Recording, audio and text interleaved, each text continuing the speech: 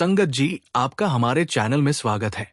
Video शुरू करने से पहले एक विनती है, हमारे चैनल रूहानी मार्ग को जरूर सब्सक्राइब कर लीजिए और वीडियो को लाइक करना मत भूलिएगा।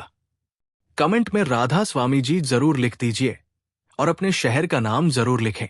संगत जी, इस संसार में कोई भी जीव ऐसा नहीं है जो कह सके कि उसकी जिंदगी में केवल सुख ही सुख है। वास्तव में हमारे भाग्य में दुख और सुख दोनों ही लिखे हुए हैं और हमारे कर्मों के अनुसार हमें उनका फल भोगना पड़ता है।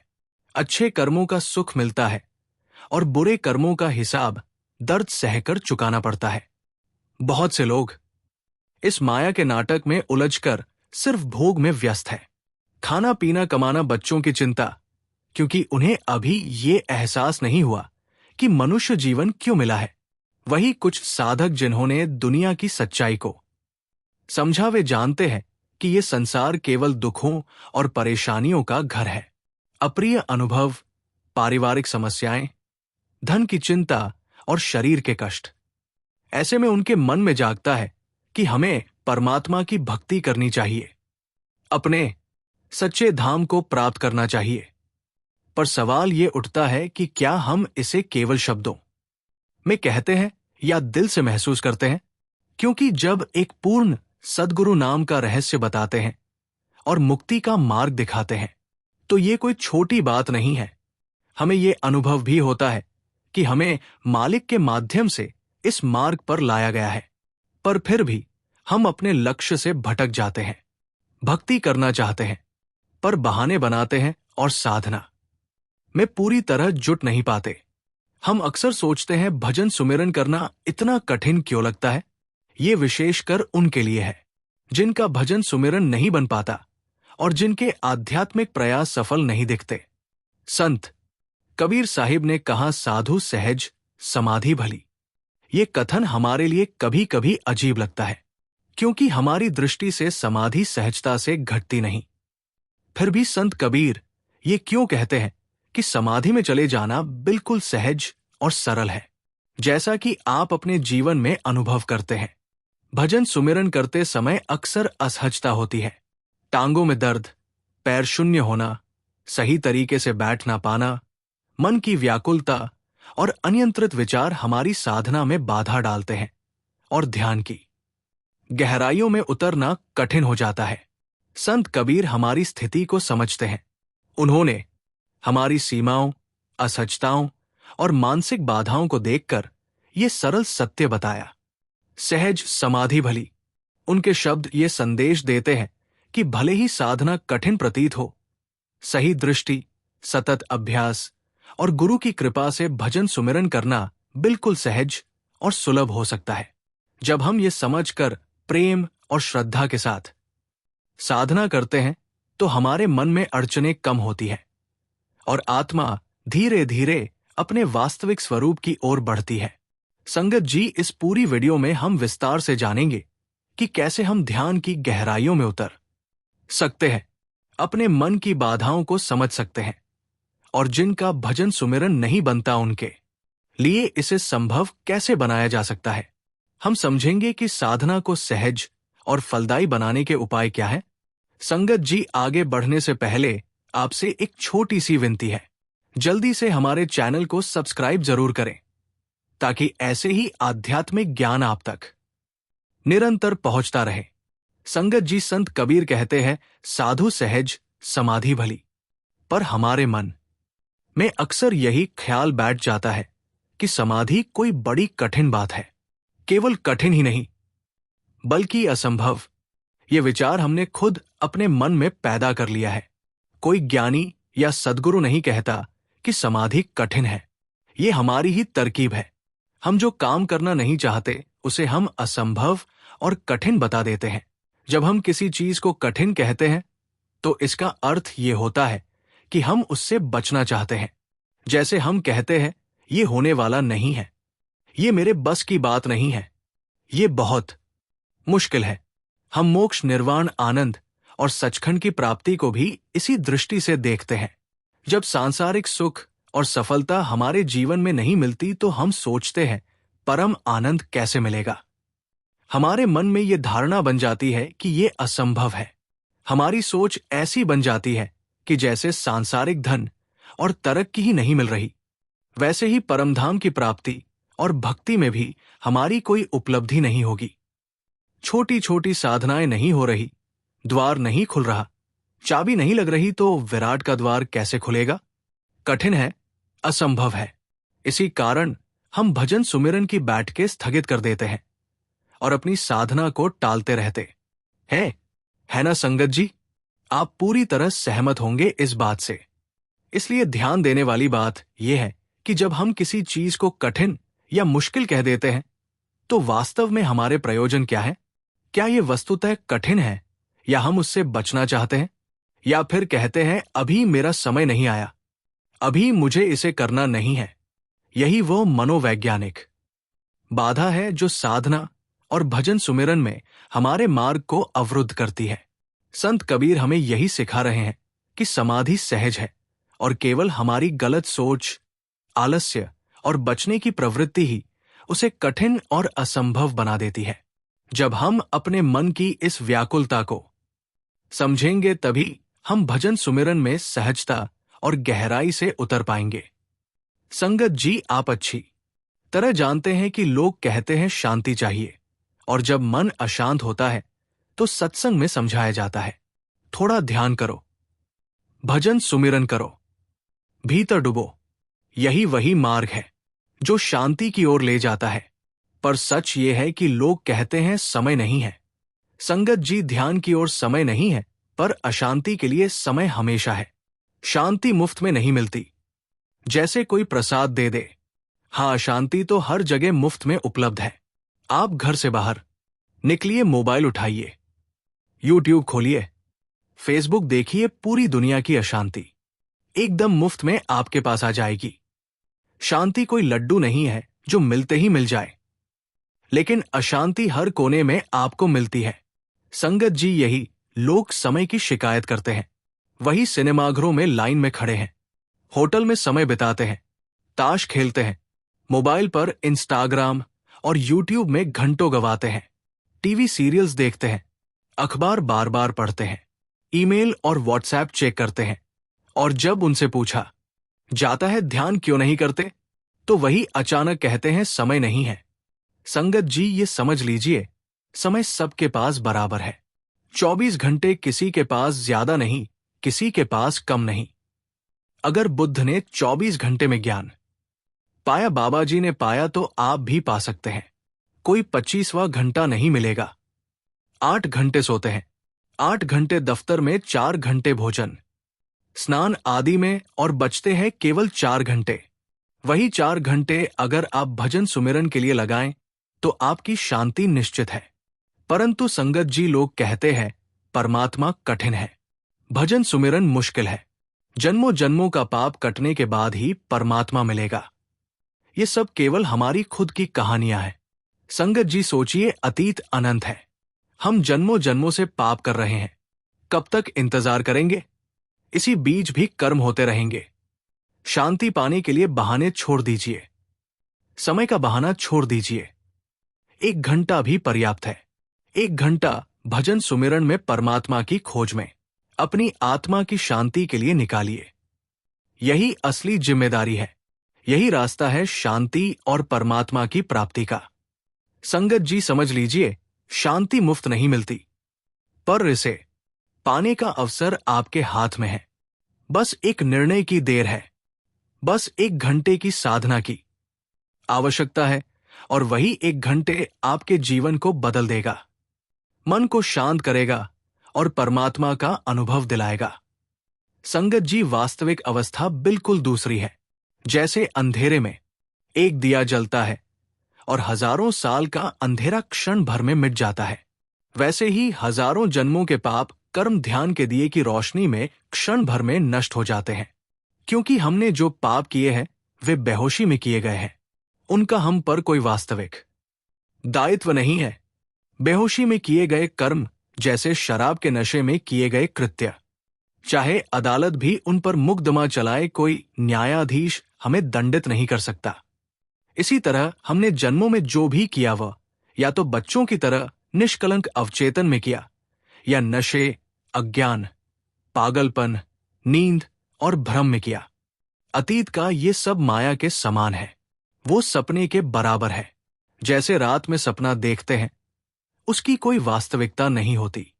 जागते ही वो व्यर्थ हो जाता है। संगत जी, इसी तरह ध्यान और भजन सुमिरन की साधना ही जागृति है। जब हम जाग जाते हैं, सोए हुए कर्म व्यर्थ हो जाते हैं। वे सपने से अधिक नहीं होते। हमारा भ्रम यही है कि जब तक अनंत जन्मों का पाप नहीं कटेगा, तब तक परमात्मा की प्राप्ति संभव नहीं। लेकिन ज्ञान तत्क्षण हो सकता है। संगत जी, ज्ञान धीरे धीरे नहीं आता। ये एक क्षण में आता है। जैसे नींद टूटते ही होश जाग जाता है। अगर हम कहें कि आधा जागे आधा नहीं, तब भी नींद टूट चुकी होती है। उसी प्रकार जागृति की अवस्था में सोए हुए कर्म व्यर्थ हो जाते हैं और कोई बाधा नहीं रह जाती। संगत जी, भजन सुमिरन में मन न लगना या साधना में बाधा महसूस करना बहुत साधारण अनुभव है। कई साधक ये महसूस करते हैं कि वे भले ही कितनी भी मेहनत करें, उनके भजन सुमिरन में मन स्थिर नहीं होता, ध्यान नहीं लग पाता और साधना अधूरी सी लगती है। लेकिन इसे निराशा की दृष्टि से देखने की आवश्यकता नहीं है।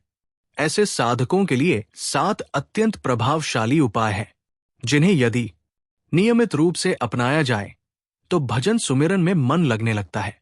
जीवन मालिक के साथ जुड़ता है और साधक के अंदर एक गहन आध्यात्मिक शक्ति उत्पन्न होती है। इन उपायों को केवल तकनीकी विधि के रूप में नहीं देखना चाहिए, बल्कि इसे आत्मा और हृदय की गहराई में उतरने वाला मार्ग मानना चाहिए। पहला और सबसे महत्वपूर्ण उपाय है तन और मन को स्थिर करना। संगत जी, जब साधक का तन स्थिर नहीं होता, यानी शरीर बार बार हिलता बदलता या किसी अन्य दिशा में विचलित होता है, तो मन भी भटकता रहता है। इसी कारण साधना में मन लगाना कठिन हो जाता है। इसीलिए भजन सुमिरन के समय शरीर का स्थिर होना अत्यंत आवश्यक है। तन स्थिर होने का अर्थ ये नहीं कि आप घंटों एक ही मुद्रा में रहें और शरीर को असहज कर लें, बल्कि ये कि जिस मुद्रा में आप बैठे वो सहज, आरामदायक और स्थिर हो। साथ ही मन को स्थिर करना भी उतना ही आवश्यक है। साधक को अपने विचारों को नियंत्रित करना सीखना चाहिए और केवल भजन सुमिरन में लीन होना चाहिए। इसके लिए शुरुआती चरण में 5 मिनट से शुरुआत करें और धीरे धीरे समय बढ़ाएं।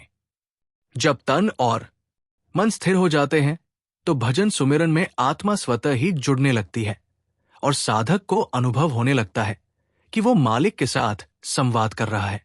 दूसरा उपाय है रीढ़ की हड्डी सीधी रखना। भजन सुमिरन में रीढ़ की हड्डी का सीधे होना अत्यंत महत्वपूर्ण है। ये केवल शारीरिक स्वास्थ्य के लिए ही नहीं, बल्कि ध्यान और साधना में ऊर्जा के प्रवाह के लिए भी जरूरी है। यदि रीढ़ झुकी हुई हो, तो शरीर में रक्त और ऊर्जा का प्रवाह बाधित होता है और इससे मन विचलित और नींद आने लगती है। इसलिए साधक को चाहिए कि वो सही आसन अपनाए। पद्मासन, सुखासन, वज्रासन या किसी भी ऐसा आसन जिसमें शरीर सहज और स्थिर महसूस हो, उसे अपनाएं। रीढ़ की सीधाई साधक के मन और चेतना को एक दिशा में केंद्रित करती है, जिससे भजन सुमिरन अधिक प्रभावशाली और लाभकारी बनता है। तीसरा उपाय है सही समय का चयन करना। भजन सुमिरन का समय साधना में मन लगने और अनुभव प्राप्त करने के लिए बहुत महत्वपूर्ण है। सबसे उत्तम समय है ब्रह्मा मुहूर्त, जो लगभग सुबह 3 से 6 बजे के बीच होता है। इस समय वातावरण शांति और सन्नाटा लिए होता है और साधक का मन भी स्वाभाविक रूप से शांत और ध्यान के लिए तैयार होता है। ब्रह्मा मुहूर्त में भजन सुमिरन करने से साधक को अद्भुत मानसिक और आध्यात्मिक लाभ मिलते हैं। संगत जी, कई बार साधक कहते हैं कि सुबह जल्दी उठना कठिन है, लेकिन जब आप इसे नियमित रूप से अपनाते हैं तो शरीर और मन दोनों इसकी आदत डाल लेते हैं और आपका दिन भी ऊर्जा और शांति से भर जाता है। चौथा उपाय है ध्यान की सही विधि अपनाना। केवल शब्दों का उच्चारण या भजन का जप करना पर्याप्त नहीं है। साधक को अपने हृदय में भाव उत्पन्न करना होगा। जैसे जैसे शब्द हृदय में उतरते हैं, मन अपने आप शांत और स्थिर हो जाता है। इसके लिए छोटे छोटे चरणों में ध्यान करना लाभकारी है। पहले शब्दों पर ध्यान दें, फिर उनके भाव और अंतर्मन में उतरने पर ध्यान दें। यदि मन भटकता है तो उसे मजबूरी या अपराध बोध के साथ ना देखें, केवल धीरे धीरे उसे वापस भजन सुमिरन की ओर लाएं। ध्यान का ये अभ्यास साधक के अंदर गहरी संवेदनशीलता और एकाग्रता उत्पन्न करता है। पांचवा उपाय है संगत और सत्संग का महत्व। अकेले प्रयास करने से मन स्थिर होना कठिन हो सकता है, लेकिन यदि साधक सत्संग में समय बिताए, भजन सुमिरन में शामिल हो और गुरु की वाणी सुने तो मन अपने आप स्थिर और जागरूक हो जाता है। सत्संग साधक को प्रेरित करता है, उसकी भक्ति को मजबूत करता है और साधना में निरंतरता बनाए रखता है। जब साधक सत्संग के माध्यम से अनुभव करता है कि अन्य साधक भी भगवान के स्मरण में लीन है, तो उसका मन स्वयं ही ध्यान और भक्ति में स्थिर होने लगता है। छठा उपाय है सेवा और समर्पण का अभ्यास। संगत जी सेवा करने से अहंकार कम होता है, मन में प्रेम और श्रद्धा बढ़ती है और ये भजन सुमिरन में मन लगाने में मदद करता है। सेवा केवल दूसरों के लिए नहीं, बल्कि अपने भीतर के स्वार्थ और संकुचन को भी कम करने का साधन है। जब साधक अपने जीवन में दूसरों की भलाई के लिए समय और प्रयास देता है, तो उसका मन स्वाभाविक रूप से पवित्र और शुद्ध हो जाता है। इसी के साथ सच्चे हृदय से मालिक के प्रति समर्पण भी अत्यंत आवश्यक है। जब साधक समर्पण भाव के साथ भजन सुमिरन करता है, तो ध्यान स्वतः ही गहरा होने लगता है और मालिक का अनुभव हृदय में स्पष्ट रूप से उत्पन्न होता है। सातवां और अंतिम उपाय है शारीरिक और मानसिक स्वच्छता। भजन सुमिरन से पहले शारीरिक और मानसिक स्वच्छता रखना आवश्यक है। शरीर साफ, वातावरण शांत और मन हल्का होने पर ही ध्यान गहरा होता है। मानसिक स्वच्छता का अर्थ यह है कि साधक अपने मन से सभी व्यर्थ की चिंताओं, अपराध बोध और तनाव को निकालकर केवल भजन सुमिरन में लीन हो। संगत जी, जब ये 7 उपाय नियमित रूप से अपनाए जाते हैं, तन स्थिर, मन स्थिर, रीढ़ की हड्डी सीधी, आसन सही, समय सटीक, ब्रह्मा मुहूर्त में साधना, सत्संग और सेवा के माध्यम से समर्पण, तो भजन सुमिरन का अनुभव अत्यंत गहन और प्रभावशाली हो जाता है। साधक जब इन उपायों को अपनाता है, तो केवल भजन सुमिरन में ही लाभ नहीं होता, बल्कि पूरे जीवन में परिवर्तन अनुभव होता है। मन शांत और स्थिर होता है, निर्णय स्पष्ट और विवेकपूर्ण होते हैं और साधक का जीवन ईश्वर की कृपा और मार्गदर्शन से भर जाता है। ये मार्ग अत्यंत दमदार और सिद्ध है संगत जी, और इसे अपनाकर कोई भी साधक अपने जीवन में शांति, स्थिरता और ईश्वर के साथ गहन जुड़ाव का अनुभव कर सकता है। संगत जी, इसी कारण संत कबीर कहते हैं, साधु सहज समाधि भली, व्यर्थ असहज मत बनो। व्यर्थ में शीर्ष शासन करके खड़े मत हो जाओ, व्यर्थ उपक्रम मत करो। सत्य मार्ग सरल और सीधा है, असत्य उलझा हुआ और दूर है। सत्य तो पास है, सुलझा हुआ है, केवल हमारा मन उलझा हुआ है, इसलिए उलझन दिखाई पड़ती है। जब मन सुलझ जाएगा, सत्य बिल्कुल साफ और स्पष्ट हो जाएगा। संगत जी, समझिए, साधना, भजन सुमिरन और ध्यान ही जागृति की अवस्था है।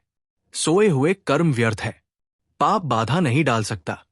जैसे शीशा स्थिर है पर हम हिलते रहे तो हिलता दिखता है, वैसे ही असत्य उलझा हुआ है और सत्य सुलझा हुआ है। साधो सहज समाधि भली, सरलता और सत्य में रहो। व्यर्थ के कर्म और बहाने छोड़ दो, यही मार्ग है परमात्मा की प्राप्ति और शांति का।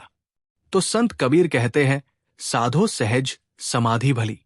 सहज समाधि का अर्थ यही है कि हम जैसे उठते हैं, बैठते हैं, चलते हैं, जीते हैं, वही जीवन साधना बन जाए। इसके लिए अन्य कोई कठिन प्रयास करने की जरूरत नहीं। उठते समय होश से उठे, बैठते समय जागृत अवस्था में बैठे, चलते समय सचेत और सजग रहें। अगर मंदिर जाएं, पूजा करें, प्रार्थना करें, लेकिन स्मरण जीवन के हर क्षण में ना बना रहे तो लाभ नहीं। मंदिर में बैठना पर्याप्त नहीं है अगर स्मरण वही ना हो जो जीवन में होना चाहिए। संगत जी, एक सूफी कहानी भी है जो इस बात को समझाती है। एक आदमी बहुत भक्त था, सूफी फकीर का, लेकिन उसकी पत्नी धर्म के मामले में असंवेदनशील थी। कभी धर्म चर्चा नहीं सुनती, संतों के दर्शन नहीं देखती, ना मंदिर ना मस्जिद में ध्यान देती। पति चिंतित था कि पत्नी भी धार्मिक हो जाए। उसने गुरु से कहा, मैं थक चुका हूं, अब आप आए, शायद आप ही उसे जगा सके। गुरु हंसे, फिर भी सुबह आए और पूछा, तुम ध्यान में क्यों उत्सुक नहीं हो? पत्नी हंस दी और बोली, आप समझकर भी पूछ रहे हैं, मेरे पति को बाहरी चीजों से हटाओ और ध्यान में लगाओ। फकीर ने पूछा, वे अभी कहाँ हैं? पत्नी ने बताया, बाजार में है, जूते खरीद रहे हैं। मोची से झगड़ा हो गया। संगत जी, पति ध्यान कक्ष में बैठे थे, लेकिन मन और कल्पना में बिल्कुल वही कर रहे थे जो पत्नी ने कहा। माला हाथ में लिए ध्यान करते हुए भी विचारों में बाजार, मोची और झगड़ा था। यही सिखाता है कि मंदिर में बैठकर भी दुनिया में हो सकते हैं और दुनिया में रहकर भी ध्यान में रह सकते हैं। संगत जी, सवाल ये नहीं कि हम कहाँ हैं, सवाल ये कि हम क्या है। चेतना, स्मरण और सुमिरन कहाँ है? दुकान में बैठकर भी परमात्मा का स्मरण हो सकता है। रास्ते पर चलते समय भी स्मरण बनाए रखा जा सकता है। भोजन करते समय भी, बिस्तर पर सोते समय भी स्मरण बना रह सकता है। स्मरण धीरे धीरे हृदय में समा जाए। मानना कठिन लगे तो ये हमारी कठिनाई है, हम ही इसे कठिन बना रहे हैं। मानेंगे तो बदलना पड़ेगा, मानेंगे तो खोज करनी पड़ेगी। यही कारण है कि अधिक लोग नास्तिक हैं। नास्तिकता का अर्थ यही है कि मानते ही नहीं, इसलिए झंझट और खोज दोनों से बचते हैं। अगर नास्तिक है तो परमात्मा का स्मरण नहीं करना, बल्कि अपना ही स्मरण करना। असली सवाल स्मरण का है किसका? यह भी प्रश्न नहीं होना चाहिए। राम का, रहीम का, कृष्ण का, बुद्ध का। केवल अपने स्मरण में सजग रहना मुख्य है। संगत जी, एक अंग्रेज कवि टेनिस ने अपने संस्मरण में एक बहुत अनूठा अनुभव लिखा है। वो बताते हैं कि बचपन में उन्हें जल्दी सोने भेजा जाता था। घर के लोग देर तक जागते, लेकिन बच्चे को जल्दी सोने के लिए भेजा जाता। नींद नहीं आती, अंधेरे में डर लगता, कमरे का दरवाजा बंद कर दिया जाता और कहा जाता, सो जाओ। ऐसे समय में टेनिस सोचते क्या करें। उनके पिता नास्तिक थे, प्रार्थना या परमात्मा का नाम नहीं सिखाया। फिर उन्होंने जो किया वो साधना का मूल अनुभव है। उन्होंने अपना ही नाम दोहराया, टेनिस टेनिस टेनिस। धीरे धीरे इससे हिम्मत और गर्मी मिली, वो दूर हुआ और नींद आ गई। यही उनका पहला ध्यान था। बाद में उन्होंने जाना कि लोग इसे ध्यान कहते हैं। संगत जी, इसे समझिए, अपना ही नाम बोध पूर्वक स्मरण भीतर की शांत अवस्था तक पहुंचा सकता है। यहां सवाल ये नहीं है कि कौन सा नाम दोहराया जाए, सभी नाम उसी परमात्मा के हैं। टेनिस का नाम राम, राधा स्वामी, अल्लाह या कोई और नाम सब उसी के हैं। काल भी, जीवन भी, मृत्यु भी, शैतान भी बनाने वाला भी वही है। इसलिए तुम्हारा नाम भी उसी का है। हम अपना नाम दोहराएं या कोई अन्य नाम, परिणाम वही होगा। संगत जी, जब हम सुमिरन करते हैं तो एक बोधपूर्वक जागरूकता के साथ भीतर स्मरण उत्पन्न करना मुख्य है। जब भी दोहराएं, भीतर धीरे धीरे एक शांत अवस्था बनती है। ये दोहराने वाले और दोहराए जा रहे शब्द के बीच अंतर पैदा करता है। इस स्थिति को साधना में साक्षी भाव कहते हैं। साक्षी भाव में मुख सुमिरन कर रहा होता है और मन अपने मुख को सुमिरन करते हुए देख रहा होता है। यही ध्यान और भजन सुमिरन की असली शक्ति है। यही सरल, सहज और प्रभावी साधना है, बिना किसी जटिल नियम या बाहरी प्रक्रिया, केवल जागरूक स्मरण के माध्यम से भीतर शांति और परमात्मा का अनुभव। संगत जी, सबसे पहले हम अपने सुमिरन के शब्दों को देखें। क्या वे जागरूकता से हो रहे हैं? जब हम सुमिरन करते हैं तो जरूरी है कि हर शब्द को साक्षी भाव से देखें, महसूस करें। धीरे धीरे उसी जागरूकता को हम अपने दिन भर के कामों में भी लाएं। जो कार्य करे, खाना खाना, चलना, बोलना, काम करना, सब होश पूर्वक करें, तभी साक्षी भाव उभरने लगता है। स्मरण दरअसल साक्षी भाव की सीढ़ी है। जितना गहरा स्मरण होगा उतना हम साक्षी भाव से भर जाएंगे। अगर साक्षी भाव का अर्थ स्पष्ट ना हो तो बस ये समझे स्मरण जितना गहरा उतनी जागृति। अगर परमात्मा पर भरोसा अभी ना भी हो तो भी चिंता की बात नहीं, हम अपना ही स्मरण कर सकते हैं। बुद्ध ने कहा था, ना कोई आकाश में बैठा नियंता है, ना कोई बाहरी परमात्मा साधक। होश से चलो, होश से बैठो, होश से उठो। बाबा जी की भाषा में कहें तो जागृति में चलो, जागृति में बैठो, जागृति से उठो। एक बार बुद्ध के भिक्षु आनंद ने पूछा, भगवान स्त्रियों के संबंध में क्या करूं? अभी भी मन में काम की लहरें उठती हैं।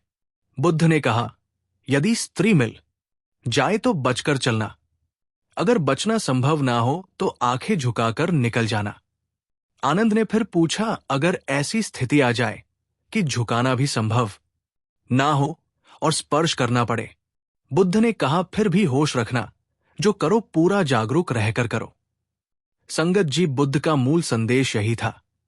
स्त्री से बचकर चलना भी होश से हो, देखना भी होश से, छूना भी होश से। बेहोशी में मन अपने आप खींचा चला जाता है, लेकिन होश में मन स्थिर हो जाता है। संत कबीर ने इसी को सुरती कहा है। कबीर कहते हैं, ना मैं नाक बंद करता, ना आंख बंद करता, ना शीर्षासन करता, ना प्राणायाम, सिर्फ सुरती को संभाल कर रखता हूं।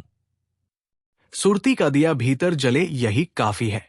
शुरुआत में ये दिया कमता है। पुरानी वासनाएं, संस्कार और आदतें हवा की तरह उसे डगमगाती है। कभी होश रहता है, कभी छूट जाता है, कभी गिरते हैं, कभी उठते हैं, परंतु धैर्य से सुरती का दिया जलाए रखें। धीरे धीरे वो स्थिर हो जाता है। जब भीतर की चेतना डगमगाती है वो ध्यान की स्थिति है। जब अकंप हो जाती है वो समाधि है। फिर किसी असहज क्रम, शीर्षासन या प्रयास की आवश्यकता नहीं रहती, सिर्फ होश काफी है। कबीर ने जो कहा, बुद्ध ने जो कहा, बाबा जी जो कहते हैं, सबका मूल संदेश एक ही है। संगत जी, हम भी अक्सर कहते हैं कि ये मार्ग हमारे लिए नहीं, पर सच तो ये है कि भजन कठिन नहीं, ध्यान कठिन नहीं, बस हम ही बैठना नहीं चाहते। हमारा मन शांत नहीं होना चाहता, क्योंकि शांति में हमारा आप पिघल जाता है। संगत जी, अब हम समझ गए हैं कि भजन सुमिरन में उतरने के लिए क्या करना है। सूत्र बहुत सरल है। हर क्षण साक्षी भाव में रहो, जागरूकता से हर कार्य करो, हर क्षण होश में रहो। सुरती का दिया भीतर जलता, यही सच्चा ध्यान, यही सच्चा सुमिरन है। संगत जी, अगर इस वीडियो ने आपके हृदय में किसी प्रकार की प्रेरणा जगाई है, अगर आपके भीतर मालिक से मिलने की कोई तड़प जागी है, तो कृपया इसे केवल अपने तक सीमित ना रखें। इसे संगत में जरूर साझा कीजिए। क्या पता किसी की रुकी हुई आध्यात्मिक यात्रा को ये वीडियो आगे बढ़ा दे। इसी के साथ संगत जी, हम आपसे इजाजत लेते हैं। कल फिर मिलते हैं नए सवाल, जवाब और साखी के साथ। अगर ये वीडियो आपके दिल को छू गई हो तो इसे लाइक करें। आप जी से विनती है, कमेंट में राधा स्वामी और अपने शहर का नाम जरूर लिखें। राधा स्वामी जी।